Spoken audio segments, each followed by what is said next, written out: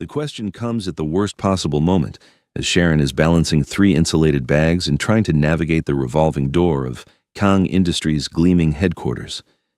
She's delivered to this building twice a week for the past 4 months, always professional, always efficient. But today, Jiwon Kang stops her in the executive suite's hallway before she can make her usual quick escape. "Ms. Rivers," his voice stops her mid-step, "would you have dinner with me? Friday evening, perhaps?" Sharon turns, gripping the empty bags tighter than necessary. In the golden afternoon light streaming through floor-to-ceiling windows, Jiwon looks different from the composed businessman who usually signs her invoices with barely a glance.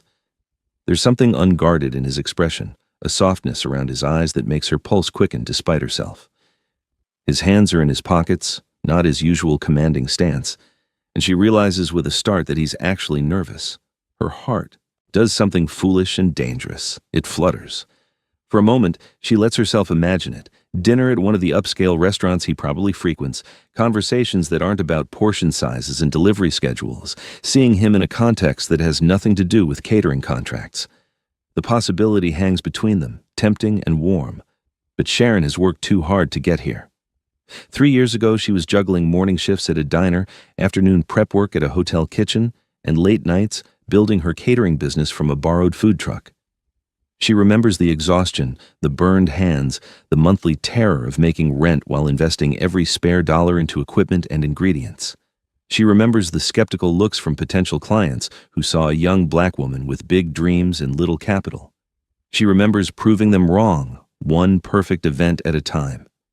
Her business isn't just her livelihood, it's her identity, her pride, her proof that she belongs in spaces that weren't designed for people like her. She won't jeopardize that for butterflies in her stomach, no matter how compelling the man causing them.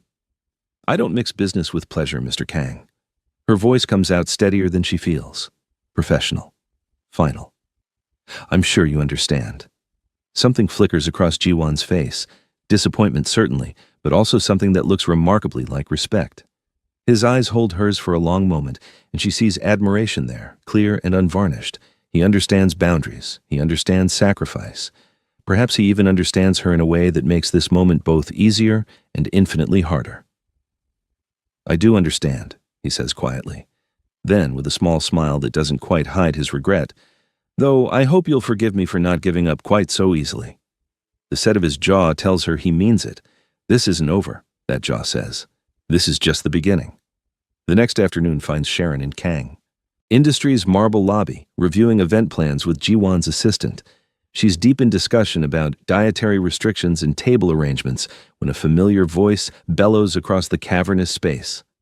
"Sharon Lynn Rivers, if you're watching right now, kindly comment where you're watching from." Now, back to the story. She spins around just in time to see Ben, 6 feet of pure joy and mischief, barreling toward her. Her childhood cousin, her partner in crime, the boy who used to steal cookies from her grandmother's kitchen with her. He sweeps her into a spinning hug that lifts her feet off the ground, and she's laughing, really laughing, in a way she hasn't in weeks. "Put me down, you absolute menace!" She's smacking his shoulder when he finally sets her down, both of them breathless with laughter. "What are you even doing in New York? Last I heard, you were in Atlanta." "Got transferred 3 weeks ago. Aunt Carol gave me your business info. I've been meaning to track you down."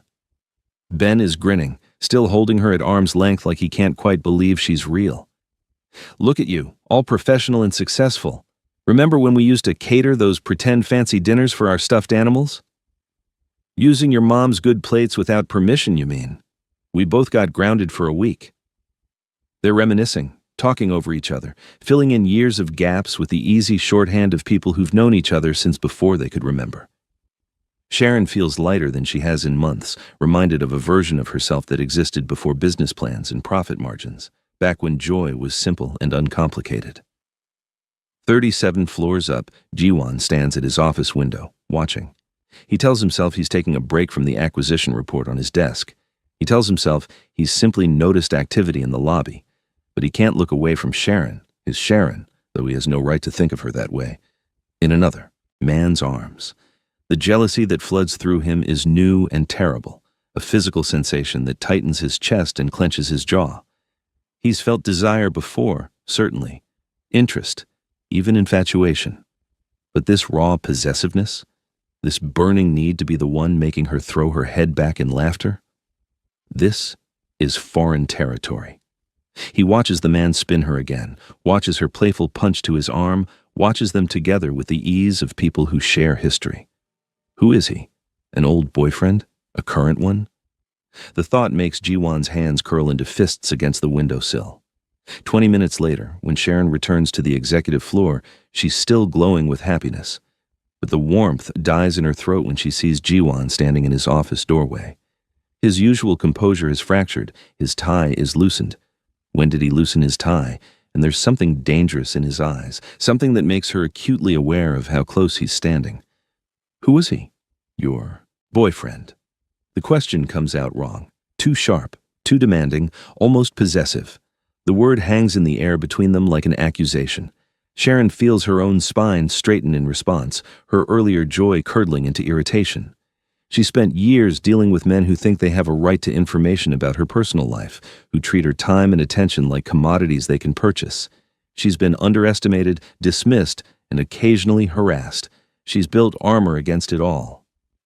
"Not my boyfriend," she says coolly, meeting his eyes without flinching. "And frankly, not your business, Mr. Kang." She emphasizes his formal name deliberately, rebuilding the professional boundaries between them. She doesn't owe him explanations. She doesn't owe him anything beyond the quality catering services outlined in their contract. The fact that she finds him attractive, that his vulnerability yesterday stirred something protective in her chest that she's thought about. His dinner invitation far more than she should have. None of that changes the fundamental truth. She is the service provider, he is the client, and the line between them must hold. But to Jiwon, her careful evasiveness feels like confirmation of every fear that's been building since he watched that reunion in the lobby. The way she won't quite meet his eyes now, the slight defensiveness in her posture.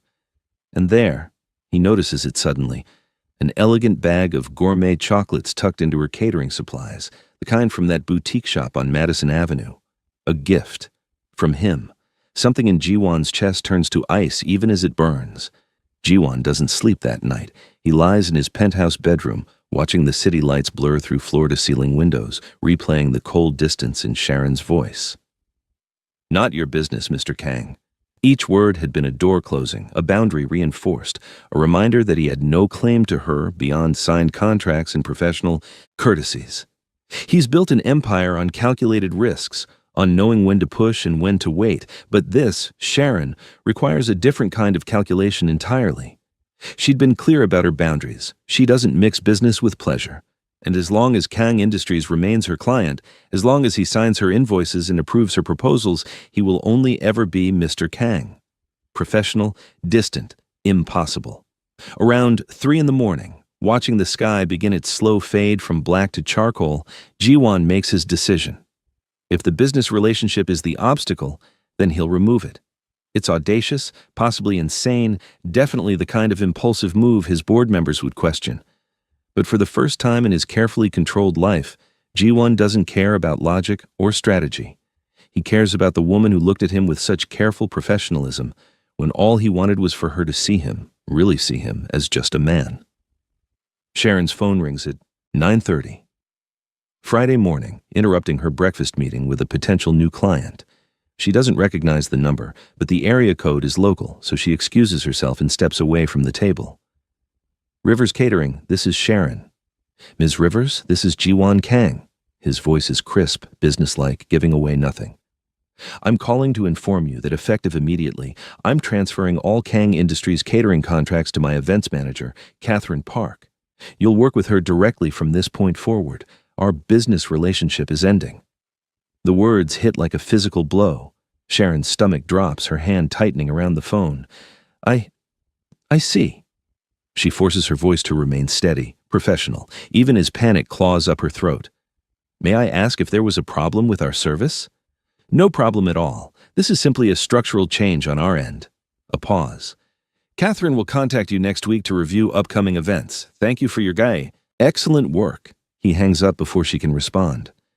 Sharon stands frozen in the restaurant's corridor, phone still pressed to her ear, trying to process what just happened. Kang Industries represents 30% of her quarterly revenue. They're her most prestigious client, the name she leads with when pitching to other corporate accounts. And she just lost them. Because she'd been too curt yesterday? Because she'd refused to explain about Ben? Had her insistence on boundaries cost her the contract she'd worked so hard to secure? She barely makes it through the rest of her breakfast meeting. The potential client signs a contract for 3 events, which should feel like a victory. Instead, it feels hollow. All Sharon can think about is Jiwon's cold, professional tone, so different from the vulnerable man who'd asked her to dinner just 2 days ago. That night, she stress bakes 3 dozen lemon lavender cookies she doesn't need, trying not to calculate exactly how much. Revenue she's lost, trying not to replay every interaction with Jiwon to figure out where she went wrong. Saturday morning arrives with unseasonable warmth, the kind of October day that feels borrowed from September. Sharon's in her apartment, still in pajama shorts and an oversized t-shirt, responding to work emails and definitely not thinking about Jiwon Kang when her doorbell rings. She's not expecting anyone. Through the peephole, she sees a man in jeans and a charcoal Henley, holding flowers, a riot of autumn colors, nothing conventional, and a familiar bag from that boutique chocolate shop. It takes her brain a full 3 seconds to recognize him without the armor of a suit. Jiwon Kang is at her door, looking nervous. Sharon opens it slowly, suddenly hyper-aware of her bare legs and unwashed hair. "Mr. Kang?" "Jiwon," he corrects softly. "Just Jiwon. May I come in?" She steps aside wordlessly, watching him enter her small apartment, her space that's nothing like the glass and steel environments where she usually sees him.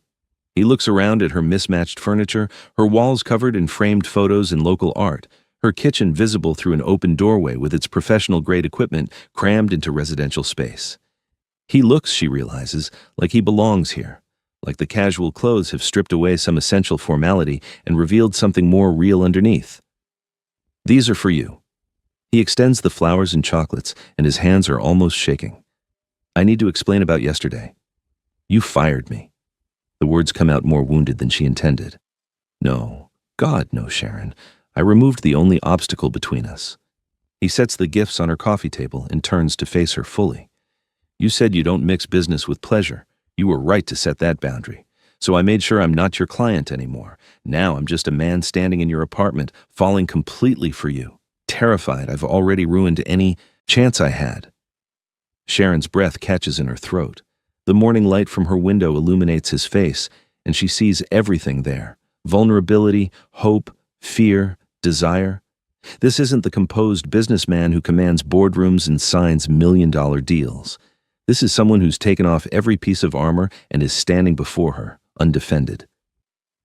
"You can't just," she starts, but he continues, words tumbling out like he's been rehearsing them all night. "I haven't been able to focus on anything.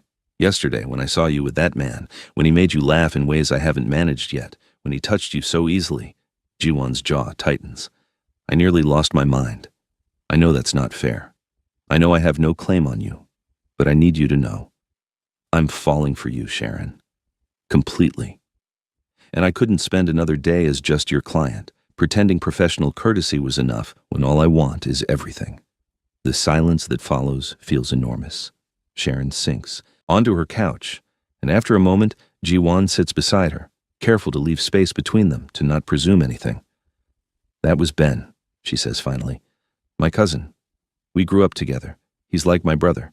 He just moved to New York, and I hadn't seen him in 2 years." The relief that floods Jiwon's face is so profound it's almost comical. His shoulders drop, his eyes close briefly, and when he opens them, they're suspiciously bright. "Your cousin," he repeats, like the words are a benediction. "My cousin," Sharon confirms.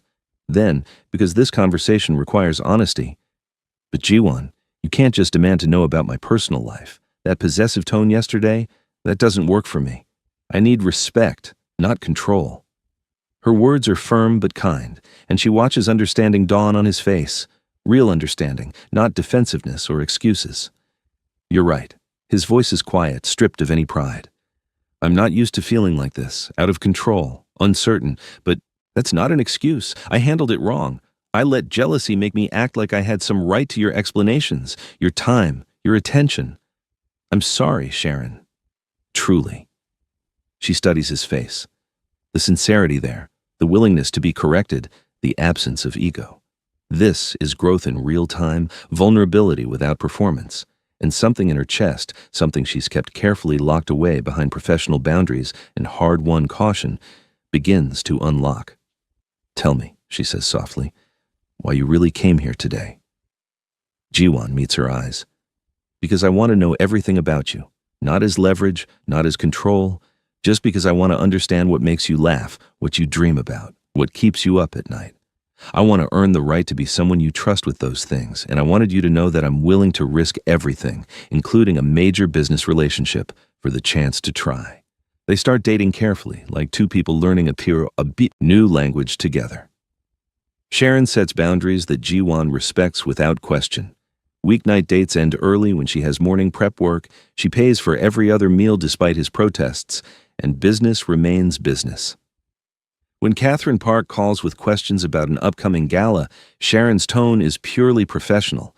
No trace of the woman who spent Sunday morning wrapped in Jiwon's arms, laughing at his terrible attempt to make pancakes.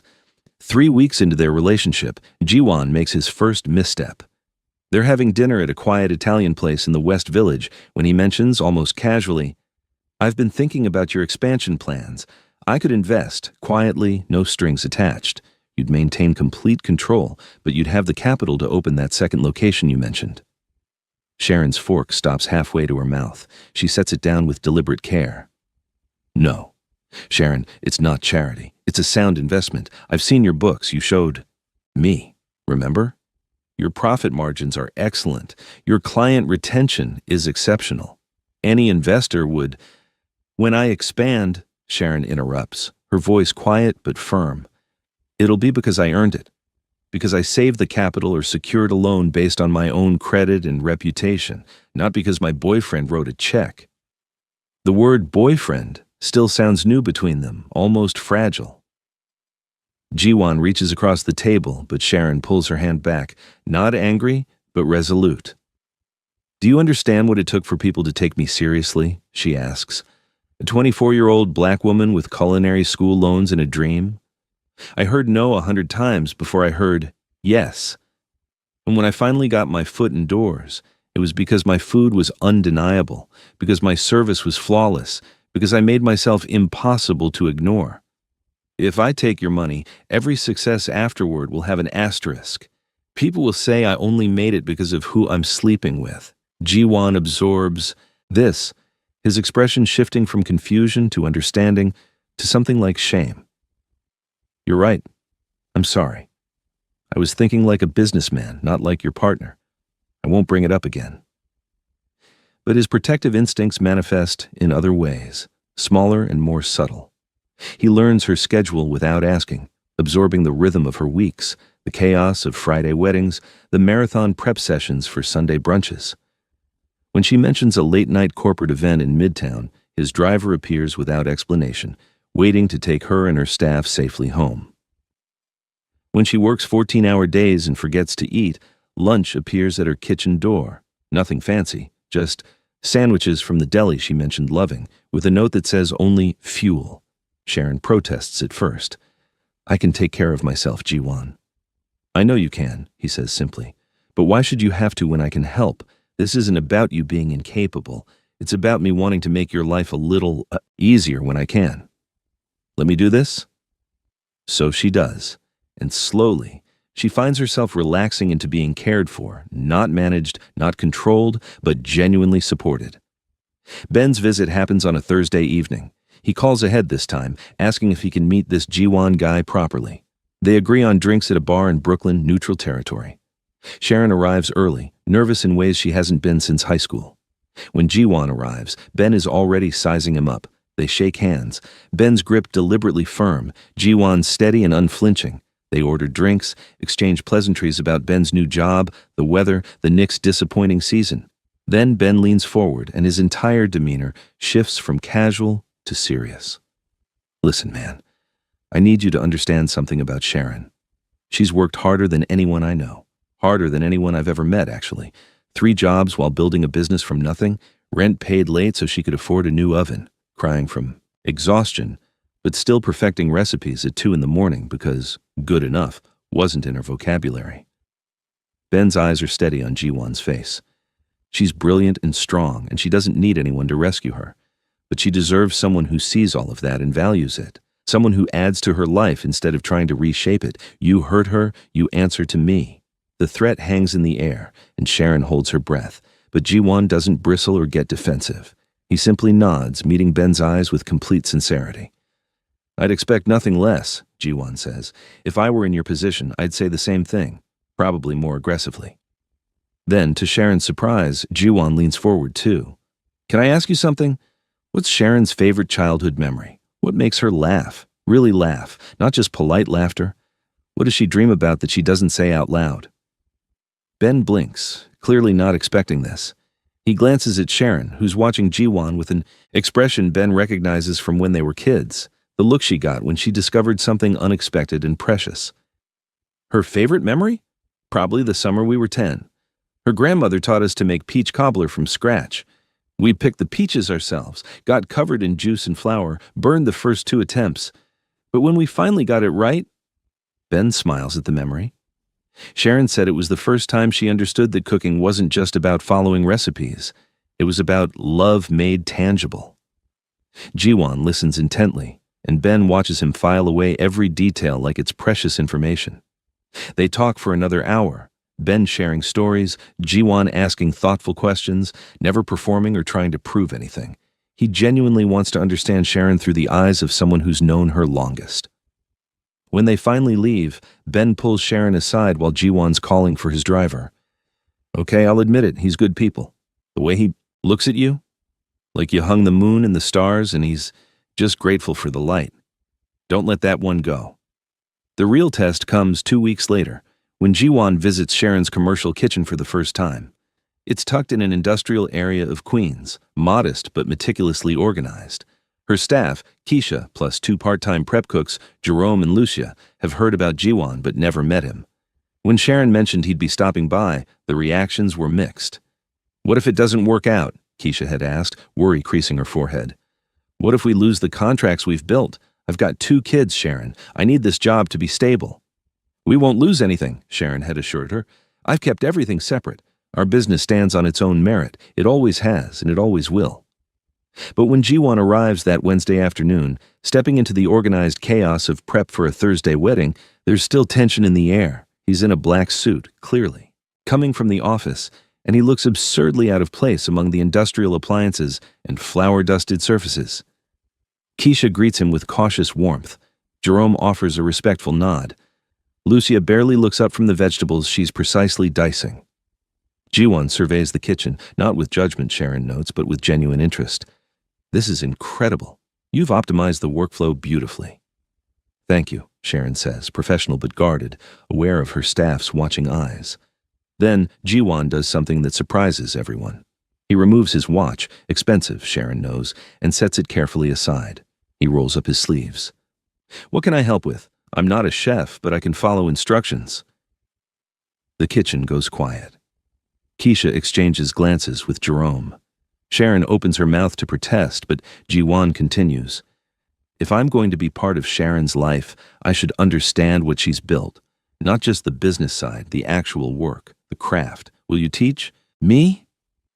He's looking at all of them, not just Sharon, including them, respecting them as the team that makes Sharon's vision real.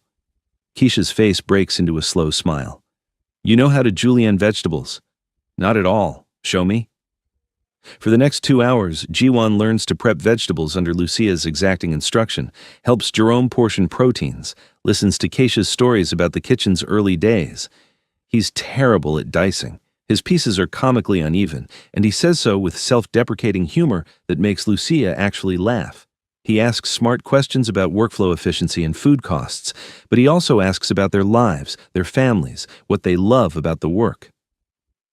Sharon watches from across the kitchen, supposedly focused on sauce preparation, but really observing this man, this CEO who commands boardrooms, humbly learning from her staff, treating their expertise with genuine respect. When he finally leaves, flour on his expensive shoes and a takeout, container of the staff meal in his hands, Keisha approaches Sharon with a knowing smile. Okay, boss, I take back every worried thing I said. That man's a keeper. The truth comes to Sharon not through confrontation, but through observation. 6 weeks into their relationship, she's at Ji-won's penthouse, waiting for him to finish a late conference call. His laptop is open on the dining table, not deliberately left for her to see, but not hidden either. The screen shows an email chain, and Sharon's eyes catch on certain phrases as she walks past. Soul connections, restructuring legacy operations, compliance concerns with the transition. She doesn't snoop. She doesn't need to. The pieces she's been subconsciously collecting suddenly form a picture. The way certain business associates treat Ji-won with a deference that goes beyond professional respect, almost like fear. The cryptic comments from Ben about looking into Ji-won's background. The fact that Kang Industries' success story, when she'd researched it, had some conspicuous gaps in its early history. When Ji-won emerges from his office, loosening his tie with visible exhaustion, he finds Sharon sitting very still on his couch. The look on her face stops him in his tracks. "We need to talk," she says quietly. Ji-won's expression shifts, not to defensiveness, but to something like resignation mixed with relief, as if he's been waiting for this conversation, dreading it, but also knowing it was inevitable and perhaps even necessary. He sits across from her, maintaining distance, giving her space. "What do you want to know?" "Everything," Sharon says. "The truth about your business, about your family's legacy, about the parts you haven't told me." Ji-won is quiet for a long moment, his hands clasped between his knees. When he finally speaks, his voice carries the weight of shame and honesty in equal measure. "My grandfather built Kang Industries in Seoul after the war.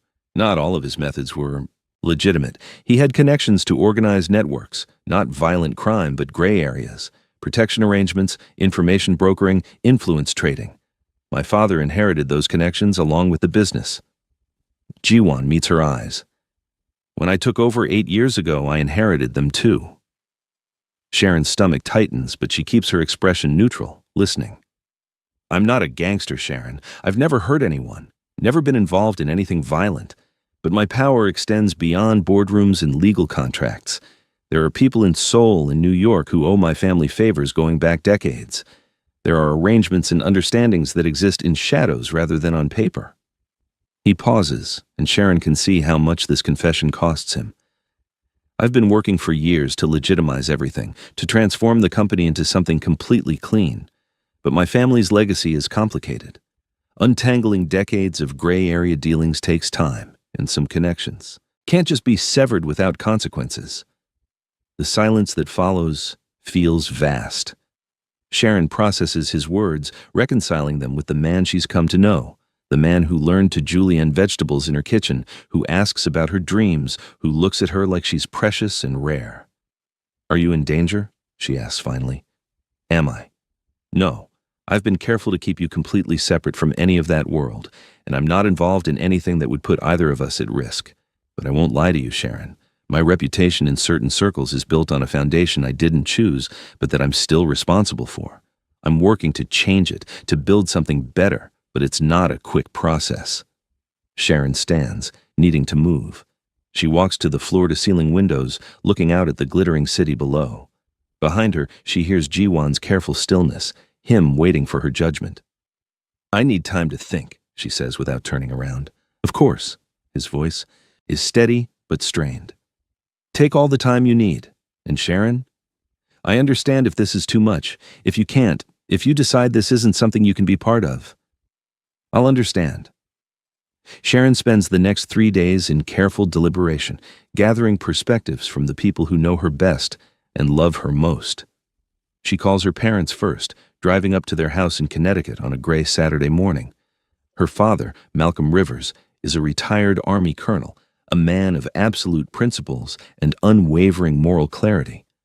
Her mother, Denise, is a social worker who spent 30 years seeing people in shades of gray rather than black and white. Over coffee at their kitchen table, Sharon lays out everything Ji-won told her. Her father's face grows progressively more stern as she talks. "Baby girl," he says when she finishes, his voice heavy with concern. "You've built something clean and honest, something you can be proud of without qualification. Can you really be with someone whose world operates so differently? Even if he's trying to change, those shadows don't disappear overnight. They follow you." Sharon nods, having expected this response. Her father's moral compass has always been absolute, one of the things she loves and sometimes struggles with about him, but her mother leans forward, her expression thoughtful. Malcolm, remember when we met? You were fresh from a deployment you couldn't talk about, doing work that lived in shadows. You had a past built on violence, necessary violence maybe, but violence nonetheless. And you were trying to build something different, something better. Malcolm's jaw tightens, but he doesn't argue. Denise turns to Sharon. That man is trying to change his world, not for himself. I suspect he could live comfortably enough with his family's legacy if he had to. But he's trying to change it because he wants to be someone worthy of you. That says something profound about his character. The question isn't whether his past is complicated. The question is whether he's genuinely committed to building a better future. Ben's perspective is more pragmatic. They meet for lunch in Midtown, and Sharon expects protectiveness. What she gets is harder-edged realism. Look, I did some digging after that first bar meeting, Ben admits. Nothing invasive, just professional curiosity. Kang Industries has a complicated history, yeah, but Jiwon's record since taking over? Clean. Not just legal, actually ethical. He's turned down profitable deals that would have required compromising. He's systematically restructured entire divisions to operate transparently. He's not just trying to change things, Sharon. He's actually doing it, even when it costs him. But should I be part of that world at all? Sharon asks. Even the legitimate version? Ben considers this. You're asking the wrong question. The real question is, do you trust him? Not his business, not his family legacy? Him? Do you trust Jiwon? Kang, to be honest with you, to protect you, to keep building towards something better? Because if you do, the rest is just details you navigate together. Keisha's take is the most direct. Over prep work on Monday morning, she listens to Sharon's carefully edited version of events, then shrugs. Boss, every powerful family has skeletons. Every fortune has some questionable origin story if you dig back far enough. The question is what he's doing with that power now. She pauses in her chopping. Also, and I say this with love, you're not exactly approaching this from a neutral position. You're in love with him. So the question isn't whether his past is perfect, it's whether you can accept his whole truth and still build a life together. That evening, Sharon calls Jiwon. Can you come to my apartment? We need to talk. He arrives within an hour, and the anxiety on his face breaks her heart a little. She lets him in, and they sit on her couch, the same couch where he first confessed his feelings 8 weeks ago. I've talked to my parents, to Ben, to Keisha, Sharon begins. I've thought about everything you told me, and I've made a decision. Jiwon's hands are clasped tightly, his entire body tense. Your transparency matters to me, Sharon continues. The fact that you told me the truth even though it could cost you everything, that means something. Your genuine efforts to build something better, to legitimize everything, to change your family's legacy, that matters too. You didn't choose the foundation you inherited, but you're choosing what you build on it now. She reaches for his hand, and his fingers close around hers almost desperately. But I need honesty, Jiwon. Always. No secrets, no protecting me from uncomfortable truths, because you think I can't handle them. No decisions that affect both of us made unilaterally. We're partners or we're nothing. Can you promise me that? Yes. The word comes out rough with emotion. God, yes. Sharon. Complete transparency. Always. I swear it. She studies his face, the relief there, the humility, the love that he's never quite said aloud but that radiates from every careful touch and worried glance. Then we'll figure this out together, she says. Your past is complicated, and that's okay. We all have complicated pasts. What matters is that we're building something honest between us, something clean and real. Jiwon pulls her into his arms then, holding her like she's something precious he'd feared losing. I don't deserve you, he whispers against her hair. Probably not, Sharon agrees, but she's smiling. But you're trying to. That's enough for me. The invitation arrives on embossed cardstock, delivered by courier to Sharon's kitchen on a Tuesday morning. Dinner at the Kang residence Saturday evening, formal attire requested. Sharon stares at it while Keisha peers over her shoulder. That's fancy paper, Keisha observes. Like, we have someone whose whole job is picking out stationery fancy. His mother wants to meet me, Sharon says, and her voice sounds steadier than she feels. Jiwon had warned her this was coming. My mother is traditional, he'd said carefully over dinner the week before. She's brilliant and formidable, and she's been managing our family's public image for 40 years. She'll have questions. What he hadn't said, but what Sharon heard clearly, was, this matters. Her approval matters. Now, standing in her apartment on Saturday evening, Sharon surveys herself in the mirror. She's chosen a tailored dress in deep emerald, elegant but not submissive, expensive but not trying too hard. Her natural hair is styled in a sleek updo. Her jewelry is minimal but real. She looks like exactly what she is, a successful businesswoman who's built something from nothing and isn't apologizing for it. Jiwon picks her up himself, and the approval in his eyes when he sees her is visceral. You're stunning, he says, then more, quietly, and terrifying, in the best way. Good, Sharon says, squaring her shoulders. I'm going to need terrifying. The Kang residence is in Tribeca, a converted townhouse that manages to feel both imposing and intimate. A housekeeper opens the door, and Sharon follows Jiwon into a foyer where traditional Korean art hangs alongside contemporary pieces. The aesthetic is careful, deliberate, a family that knows exactly who they are and how they want to be perceived. Mrs. Kang appears at the top of the staircase, and Sharon understands immediately where Jiwon gets his presence. She's petite, impeccably dressed in a dove-gray suit, her hair swept into a classic chignon. Everything about her radiates controlled elegance. When she descends, her movements are measured, her expression pleasant but unreadable. Ms. Rivers, she says, extending a hand. Her English is perfect, barely accented. Welcome to our home. Mrs. Kang, Sharon responds, her handshake firm. Thank you for inviting me. Your home is beautiful. Please, call me Unji. She gestures toward a sitting room where a younger woman is already waiting. Jiwon's sister, Minji, Sharon recognizes from photos. Minji is 26, stylish in the effortless way of someone who's never had to worry about budgets, and her smile is genuinely warm. Finally, Minji exclaims, standing to hug Sharon like they're already friends. Someone who managed to make my impossible brother fall in love. I've been dying to meet you. Minji, Mrs. Kang says, a gentle warning in her tone. What? It's true. He's been insufferable for weeks, checking his phone constantly, smiling at nothing. It's unsettling. Despite her nerves, Sharon laughs. Jiwon looks caught between embarrassment and affection. Thank you for that, Minji. Very helpful. They settle into the sitting room, and a server brings tea. Korean tea, Sharon notes, prepared with ceremony. This is a test, she realizes, not of her knowledge of Korean customs, necessarily, but of her composure, her willingness to meet them in their space rather than demanding they accommodate hers. Mrs. Kang serves with practiced grace, and Sharon accepts her cup with both hands, a small gesture of respect she'd researched. She sees the flicker of approval in Mrs. Kang's eyes. Jiwon tells me you own a catering company, Mrs. Kang begins, and the interview has officially started. I do. Rivers Catering. We focus on corporate events and private functions, primarily in Manhattan and Brooklyn.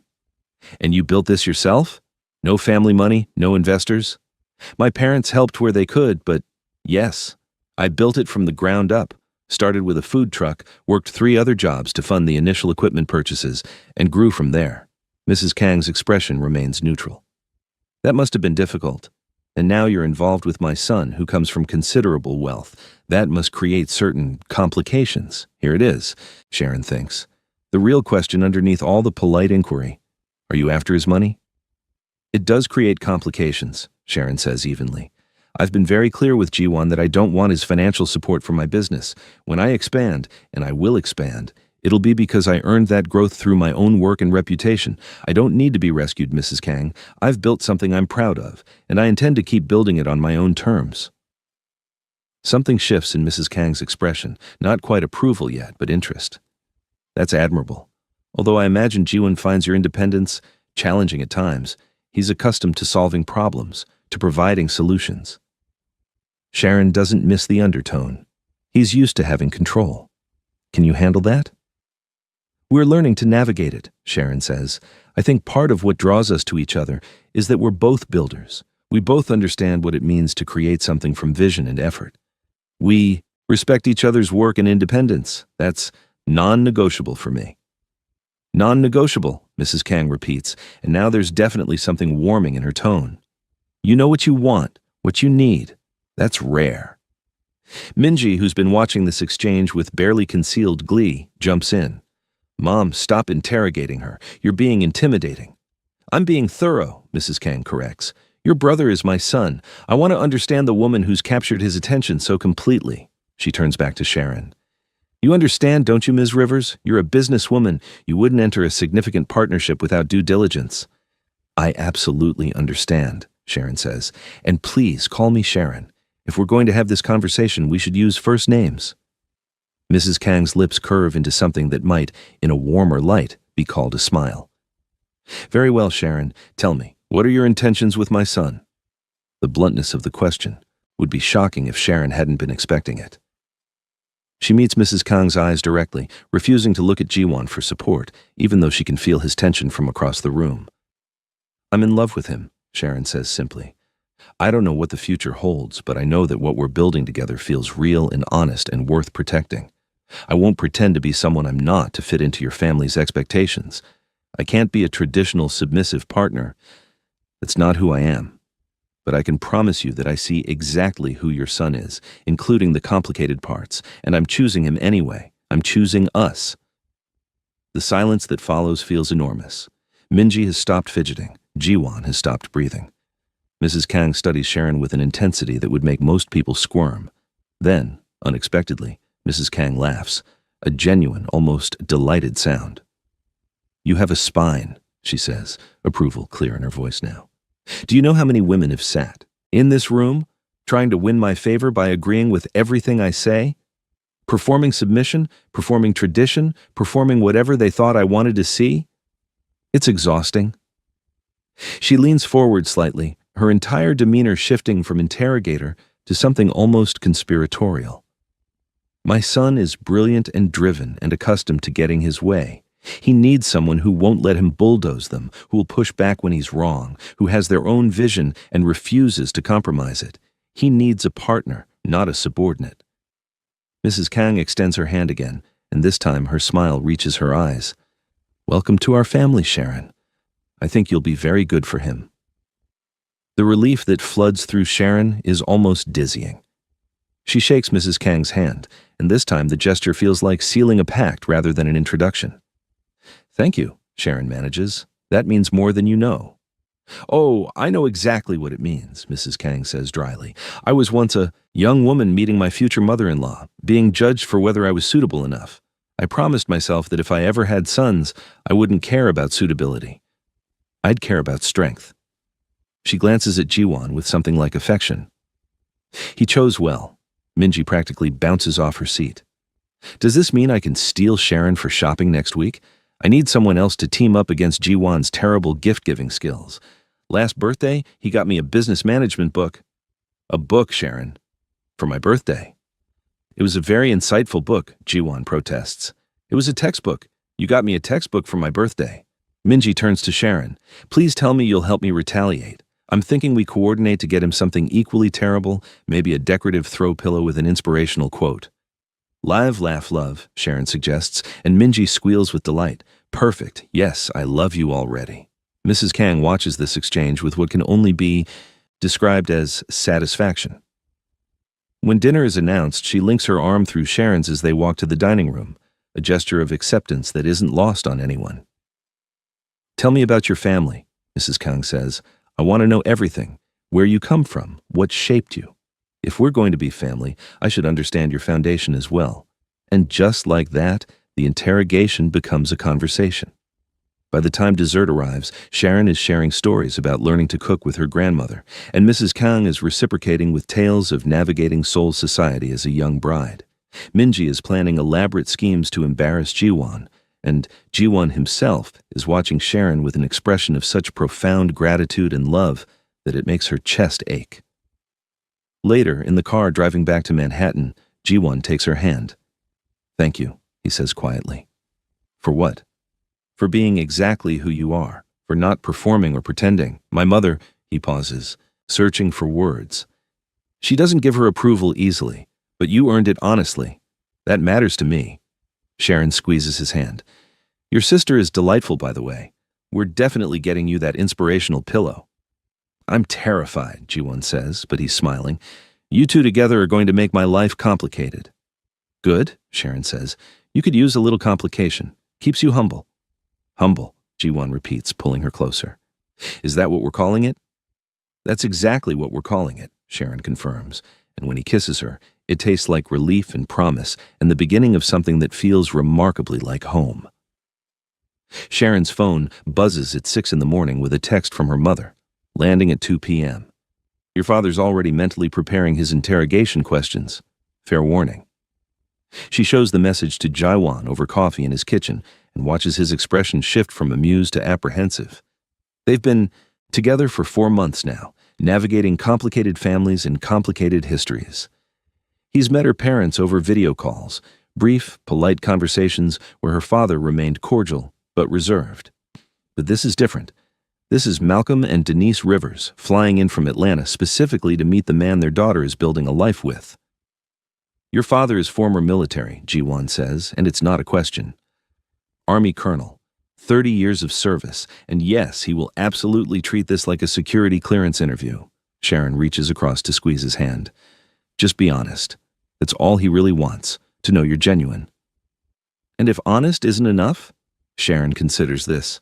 My father's protective because he's seen me work myself to exhaustion building my business. He's seen me sacrifice relationships, social life, sleep, everything to make Rivers Catering succeed.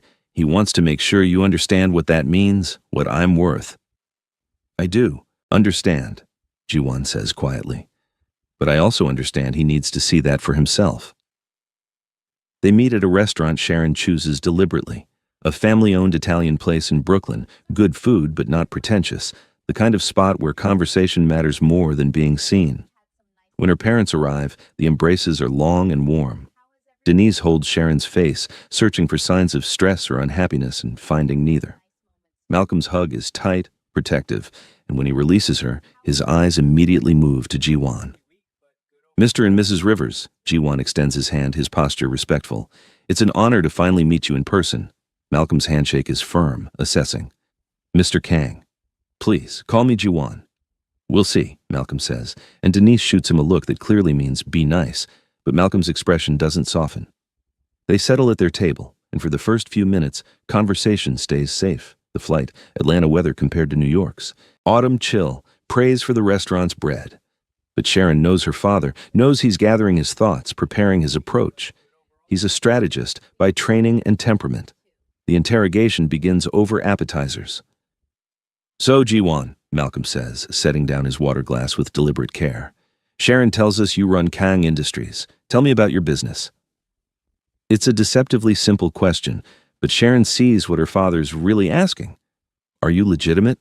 Can I trust you with my daughter? Ji-won doesn't hesitate or deflect. Kang Industries focuses on commercial real estate development and property management, primarily in New York and Seoul. We've recently expanded into sustainable building initiatives, retrofitting existing structures for energy efficiency. He pauses, then continues with careful honesty. My family's business history is complicated. My grandfather built the company using methods that weren't always above board. I've spent the last 8 years working to legitimize everything, to build something I can be proud of. It's been slow, sometimes frustrating work, but it matters to me. Malcolm's expression doesn't change, but Sharon sees the subtle shift in his posture. He's listening differently now, assessing rather than dismissing. And what are your intentions with my daughter? Denise makes a small sound of protest at the bluntness, but Sharon touches her mother's hand gently. This is necessary. Her father needs to ask these questions, needs to hear the answers directly. Ji-won meets Malcolm's eyes steadily. Sir, I love your daughter. I'm in this for the long term, for everything that means. But I want to be clear about something. I don't want to take care of Sharon. She does that perfectly herself. She's built something remarkable through her own vision and work, and I respect that too much to ever try to diminish it or take it over. What I want is to stand beside her while we both build something meaningful. Be her partner, not her savior or her manager. The table falls quiet. Sharon feels her throat tighten with emotion. She's heard Ji-won say he loves her, but this clear articulation of exactly how he sees their relationship, how he sees her, This lands differently. Malcolm leans back in his chair, studying Jiwon with the intensity of someone who spent decades reading people, identifying threats, assessing trustworthiness. Do you understand what she's sacrificed to get where she is? I do. Or at least, I'm learning to. Jiwon glances at Sharon, and the warmth in his expression is undisguised. She's told me about working 3 jobs, about the exhaustion and the uncertainty, about choosing her business over easier paths, over relationships that demanded she compromise. I've seen her work 16-hour days and still show up with excellence. I've watched her manage staff and clients and logistics with a level of competence that puts most CEOs I know to shame. He turns back to Malcolm. I understand that your daughter didn't need me to succeed. She was already succeeding. What I hope is that I can add something to her life, support, partnership, love, without taking away from what she's built. Malcolm is quiet for a long moment. Sharon holds her breath. Then her father nods just once, and something in his expression finally softens. You know what I used to tell Sharon when she was growing up? Malcolm asks, though it's clearly rhetorical. I told her never to make herself smaller for anyone, never to apologize for her ambition or her strength, and I told her that the right person, the person worthy of her, would love those things about her, not despite them, but because of them. He picks up his wine glass, studying Jiwon over the rim. You seem to understand that. That's a good start. Only a start, sir, Jiwon asks, and there's the slightest hint of humor in his voice. You're dating my only daughter, Malcolm says dryly. You'll be. Proving yourself for the rest of your life. That's not negotiable. Fair enough, Jiwon agrees, and for the first time, he smiles, genuine and almost relieved. Denise, who's been watching this entire exchange with the knowing expression of someone who's been married to Malcolm Rivers for 35 years, finally speaks up. Okay, now that the man-to-man posturing is done, can we actually enjoy dinner? I want to hear about this Minji I keep hearing about. Sharon says she's delightful. The tension breaks. Conversation flows more naturally through the main course. Jiwon shares stories about his sister's determination to modernize certain family traditions, making everyone laugh. Sharon talks about recent catering successes and challenges. Denise asks thoughtful questions that reveal she's been paying attention to everything Sharon's told her over months of phone calls. But Malcolm still watches, still assesses. Sharon sees him observing the small things, how Jiwon listens when she speaks. Truly listens, not just waiting for his turn to talk. How he automatically pours her water when her glass gets low. How he defers to her opinion when asked about their plans, making it clear this is a joint decision-making relationship. How his entire face transforms, softens, lights up, when Sharon laughs at something Denise says. Later that evening, after they've said goodbye to Jiwon and returned to Sharon's apartment, Denise makes tea while Malcolm settles heavily onto the couch. Sharon waits, knowing a debrief is coming. He's better than I expected, Malcolm admits finally. I was prepared to dislike him. Dad? No, let me finish. I was prepared to dislike him because I know what men with power and wealth can be like. I've seen too many of them treat the people around them as accessories or acquisitions. Malcolm looks at his daughter with fierce love. But that's not what I saw tonight. What I saw was a man who genuinely respects you, who sees your strength and values it. That matters.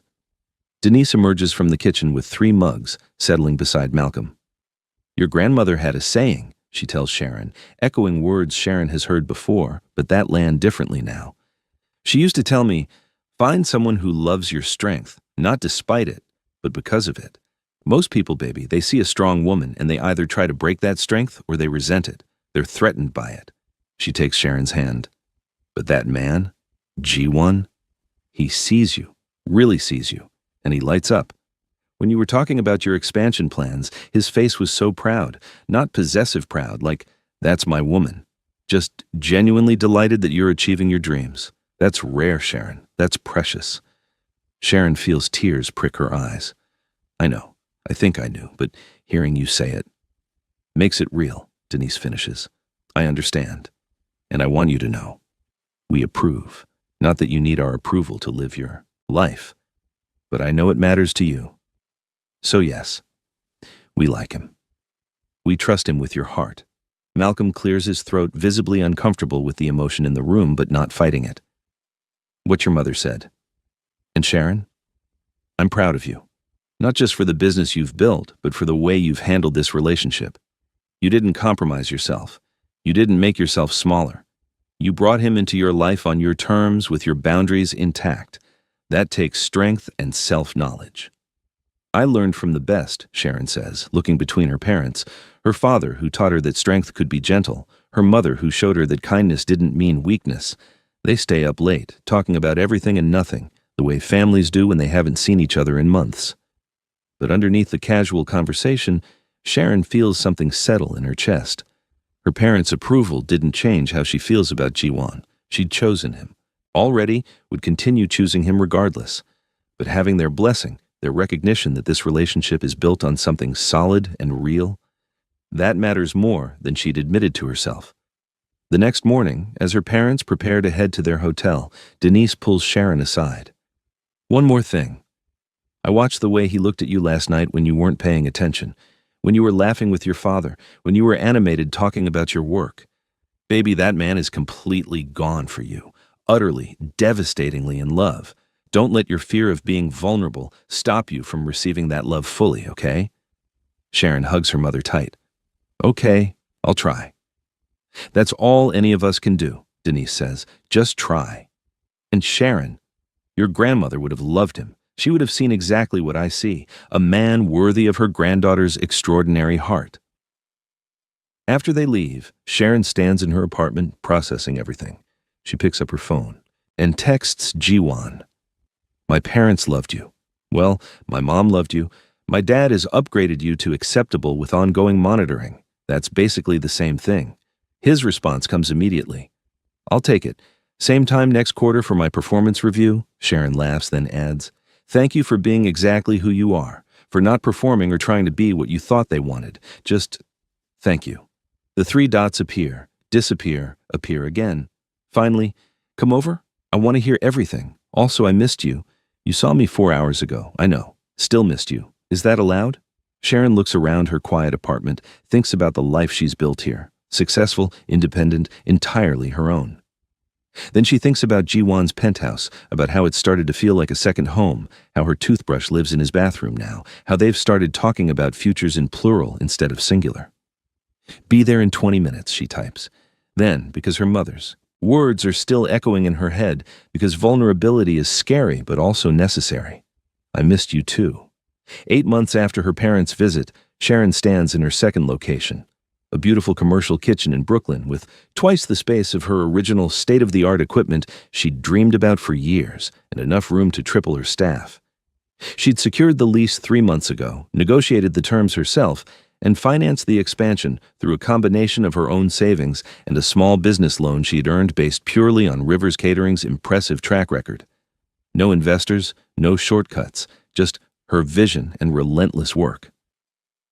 She's reviewing the week's schedule when Jiwon texts, can you get away for an hour? I want to show you something. They meet at an address in Queens that seems familiar, though Sharon can't immediately place why. Then she sees it, the empty lot where her food truck used to park, back when she was juggling 3 jobs and building something from nothing. The lot isn't empty anymore. Someone has transformed it into a small park with benches and flowering trees. I bought the lot, Jiwon says as they walk through it, had it converted into community space. I wanted you to have something beautiful where you started something beautiful. Sharon's throat tightens. Jiwon, come with me. He leads her to the back of the park where there's a rooftop overlook, simple but perfect, with a view of the Manhattan skyline in the distance. The sun is setting, painting everything gold and rose. Jiwon turns to face her, and Sharon realizes his hands are shaking slightly. This composed, powerful man is nervous. You walked into my office 14 months ago with your portfolio and your determination, and you changed everything, he begins, his voice rough with emotion. You made me want to be better, do better. You challenged me, frustrated me, inspired me. You've never let me take the easy way out, not with you, not with my business, not with myself. He reaches into his pocket and drops to one knee, and Sharon's breath stops entirely. I don't want to take care of you, Sharon Rivers. I don't want to manage you or fix you or change you. I want to stand beside you while we both keep building the lives we're proud of.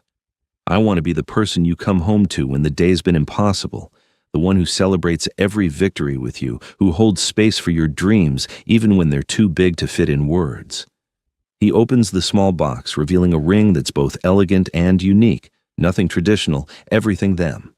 Marry me. Build this life with me as true partners, equals in everything. Sharon drops to her knees in front of him, not waiting for him to finish, not caring about the careful choreography of proposals. Yes. God, yes, Jiwon. Yes. They're both laughing and crying when he slides the ring onto her finger, when she pulls him into a kiss that tastes like salt and joy and promise. 6 months later, their wedding day arrives with perfect October weather. The ceremony venue is a renovated warehouse in Brooklyn, industrial but warm, a space that reflects both their aesthetics. They've planned everything together, every detail, a negotiation and compromise that somehow resulted in something more beautiful than either could have imagined alone.